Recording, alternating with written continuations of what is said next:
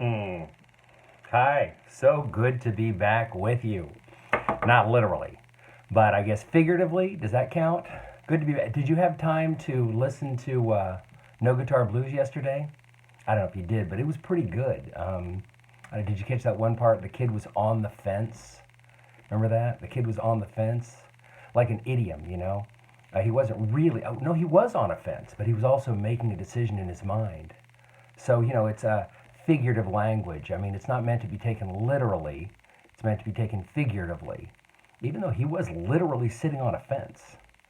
I know it's all in your head how you take it, I guess. Like that story, I know I've told this a million times. Remember that? This dude's looking at a flag, and the flag is, blowing in the wind, and he's just digging, looking at the flag. And a second guy walks up to him and says to him, he looks at the flag too, and he says, flag is moving. And the first dude says, no, wind is moving. Well, luckily for these guys, an enlightened one happened to be passing by, and he overheard the conversation. And he looked at them both and he said, no, no, no. Mind is moving. I guess it's all in your head. It depends how you look at it. What does that story even mean? I mean, what's it about, I don't even get it. Maybe you guys could fill me in. But I love telling that story. Anyway, speaking of all in your head, I thought I'd read another baseball in April story. Remember this guy, Gary Soto? Gary Soto, thanks. These are great stories. You really knocked it out of the park. This is a good one. It's called Barbie. In fact, it may be the best one in there. Oh, and I noticed in the back, they have a whole Spanish-English dictionary. So you can look it up. So not only can you hear fantastic stories, if you want to read these stories, read them yourself, you can also learn Spanish along the way. Wow. Thank you, Gary Soto. Anyway, if you're in the mood, here's Barbie by Gary Soto. It's a good one. The day after Christmas, Veronica Solis and her baby sister, Yolanda, nestled together on the couch to watch the morning cartoons. Bumbling Inspector Gadget was in trouble again, unaware that the edge of the cliff was crumbling under his feet. Soon he was sliding down the mountain towards a pit of alligators.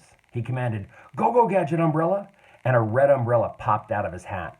He landed safely just a few feet from a dark green alligator and dusted himself off. Veronica liked this show, but she was really waiting for the next one, My Little Pony. That show had lots of Barbie commercials, and Veronica was in love with Barbie. Her blonde hair, her slim waist, her long legs, and the glamorous clothes on tiny hangers. She had wanted a Barbie for as long as she could remember, and almost got one last Christmas, but her Uncle Rudy, who had more money than all her other uncles combined, bought her the worst kind of doll. An imitation Barbie. I used to see these. They were in like Target. They were in a blue box. It literally said 11-inch doll. Looked just like Barbie, but it wasn't. It was an 11-inch doll. Anyway, I guess that's what her uncle bought her. It's the worst kind of doll. An imitation Barbie. Veronica had torn the silver wrapping off her gift and found a black-haired doll with a flat, common nose, not like Barbie's cute upturned nose. She had wanted to cry, but she gave her uncle a hug and forced a smile and went to her bedroom to stare at the doll. A tear slid down her cheek. "You ugly thing," she snapped, and threw the impostor against the wall. The doll lay on the floor, eyes open like the dead. Immediately, Veronica felt ashamed. She picked up the doll and set it beside her. "I'm sorry, I don't hate you," she whispered. "It's just that you're not a real Barbie." She noticed that the forehead was chipped where it had struck the wall, and that one of the eyelashes was peeling off like a scab.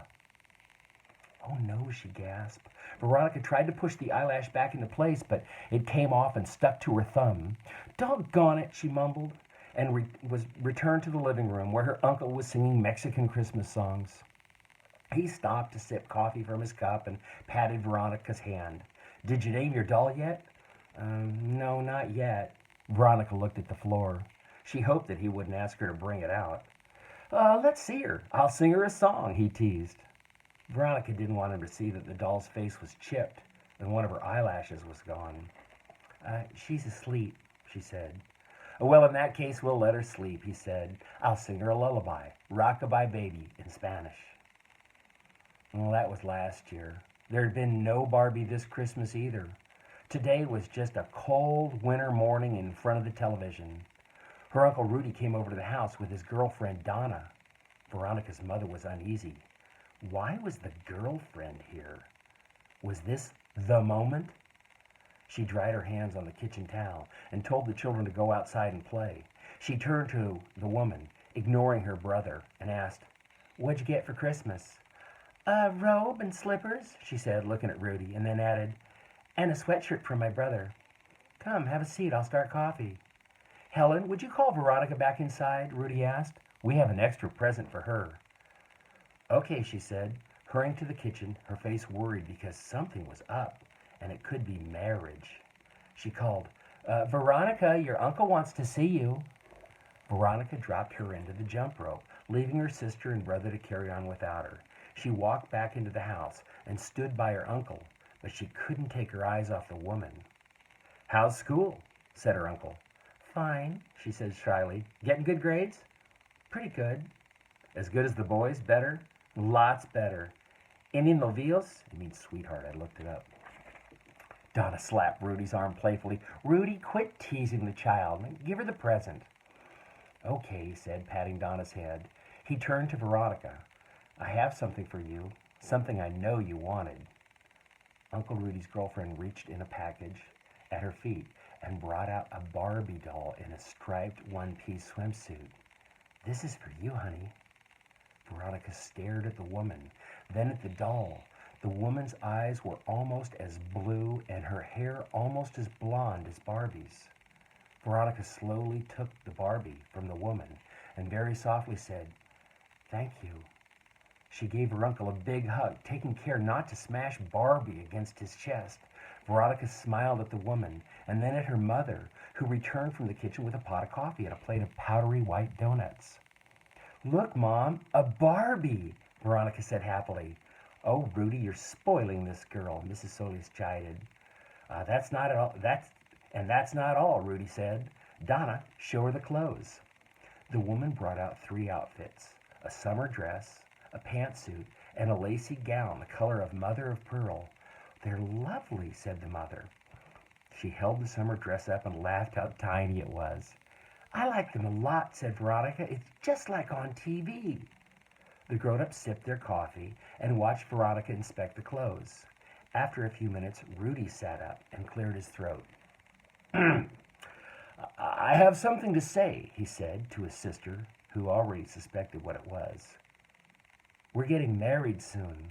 He patted Donna's hand, which sported a sparkling ring, and announced a second time that he and Donna were getting married. The date wasn't set yet, but they would have their wedding in the spring. Veronica's mother feigned surprise, that means faked it, feigned surprise and lifted her eyes and said, "Oh, how wonderful. Oh, Rudy and Donna." She kissed her brother and the woman. "Did you hear, Veronica? Your uncle's going to get married." She hesitated and then added, "To Donna." She didn't seem real psyched that her brother's marrying this woman. Veronica pretended to look happy, but she was too preoccupied with her new doll. In her bedroom, Veronica hugged her Barbie and told her she was beautiful. She combed Barbie's hair with a tiny blue comb and dressed her in the 3 outfits. She made believe Barbie was on a lunch date with a girlfriend from work, the fake Barbie with the chipped forehead and missing eyelash. "Oh, look, boys," said the ugly doll. "They're so cute." "Oh, those boys," Barbie said coolly. "They're okay, but Ken is so much more handsome and richer." "They're good looking to me. I'm not as pretty as you, Barbie." "That's true," Barbie said. "But I still like you. How's your sandwich?" "Good, but not as good as your sandwich," the ugly doll answered. Veronica was easy to make Barbie the happiest person in the world. She dressed her in her swimsuit and said in a fake English accent, "You look smashing, my child." "And who are you going to marry?" the fake Barbie asked. "The king," she announced. Veronica raised Barbie's movable arms. "The king is going to buy me a yacht and build me a swimming pool." Veronica made Barbie dive into an imaginary pool. "The king loves me more than money. He would die for me." Veronica played in a room all afternoon, and the next day she called her friend Martha. Martha had 2 Barbies and 1 Ken. She invited Veronica to come over and play Barbies, and they did. The 3 Barbies went to Disneyland and Magic Mountain, and they ate at expensive restaurants where they talked about boys. And then all 3 took turns kissing Ken. Ken, you kissed too hard, Martha giggled. You forgot to shave, whined Veronica. Sorry, Ken said. That's better, they said, laughing and clacking the dolls' faces together. But at the end of the day, the two girls got into an argument when Martha tried to switch the Barbies so she would get Veronica's newer Barbie. Veronica saw that Martha was trying to trick her. She pushed her against the bureau and she yelled, You stupid cheater! And she left with her 3 outfits and Barbie under her arm. At the corner, she hugged and kissed Barbie. That's the last time we're going to her house, said Veronica. She almost stole you. She sat on the curb and dressed Barbie in her pantsuit and then walked through an alley where she knew there was an orange tree. She stopped under the tree, which was heavy with oranges the size of softballs, and swiped one. As she was walking home, she peeled the orange with her polished chipped nails and looked around the neighborhood. With her Barbie doll pressed under her arm, she was happy.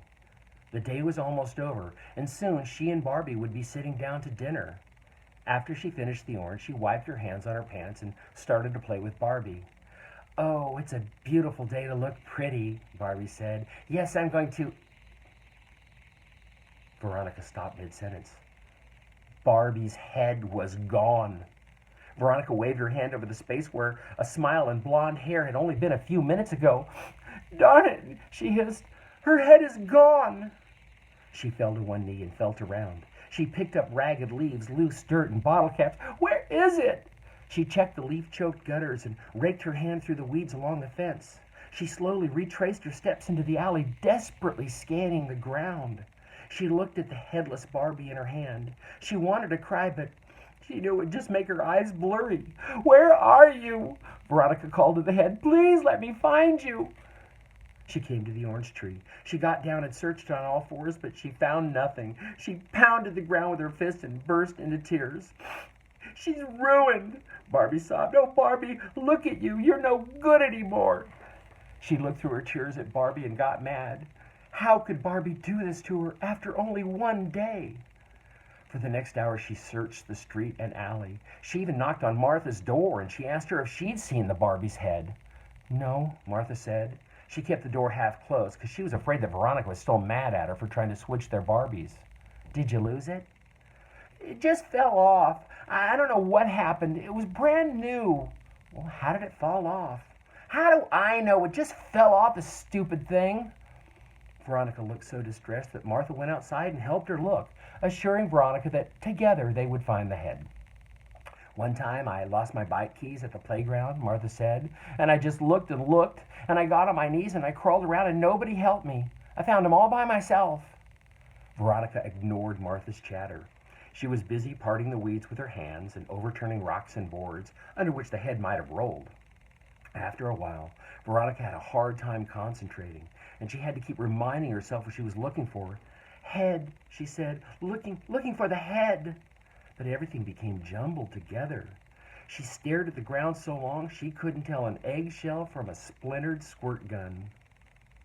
That's a good line. I love that line. I mean, I don't think I would have thought to say that. She stared at the ground so long she couldn't tell an eggshell from a splintered squirt gun. Anyway, if only it could talk, wished Veronica, who was once again on the verge of tears. If only I could yell, over here! I'm over here by the fence. Come and get me. She blamed herself and then Martha. If they hadn't argued, everything would be all right. She probably would have played and then returned home. She probably jinxed her Barbie when she pushed Martha against the chest of drawers. Maybe that was when Martha's head had come loose. She had been holding the Barbie while she fought Martha. When it began to get dark, Martha said she had to go. But I'll help you tomorrow if you want, she said. Veronica puckered her mouth and shouted, It's all your fault. You made me mad. You tried to cheat me. My Barbie was more beautiful than yours, and now look what you've done. She held up the headless Barbie for Martha to see. Martha turned away and ran. That night, Veronica sat in her room. She felt she had betrayed Barbie by not caring for her and couldn't stand to look at her. She wanted to tell her mother, but she knew her mother would scold her for being a mensa. It means a dummy. I looked it up. If only I could tell Uncle Rudy's girlfriend, she said. She would understand. She would do something. Finally, Veronica, dressed in her nightie, brushed her teeth, and jumped into bed. She started reading a library book about a girl in New York City who had lost her cat, but tossed it aside because the words on the page meant nothing. It was just a made-up story, while her own sadness was real. I shouldn't have gone, said Veronica, staring at the ceiling. I should have stayed home and played by myself. She sat up and tried to read again, but she couldn't concentrate. She picked a scab on her wrist, and she tried to lull herself to sleep with sad thoughts. When she couldn't stand it anymore, she kicked off the blankets and walked over to her Barbie, which lay on a chest of drawers. She picked up the fake Barbie, too. Let's go to sleep, she whispered to both dolls, and carried them lovingly to bed. Is that how you thought it would end? Did you think she was going to find the head? That's what I love about this guy. I don't know. They're good. So I know what it was about, right? It was a plot. The plot's what it was about, right? You know, kid wanted a real Barbie, had only had generic fake Barbies, finally got one from her uncle's new girlfriend, played with her friend. That's the plot, right? Climax, you know, the head's gone. Oh my gosh, you're waiting for a resolution. Is she going to find the head? That's what it's about. It's about, what was it about? What's the theme? I don't know. I've read that story many times and I'm not sure. So who knows? Maybe you'll have some ideas. Maybe you can enlighten me. I would love to learn. Anyway, that was Gary Soto's 16 minutes. That one killed. All right. We'll talk again. See you later.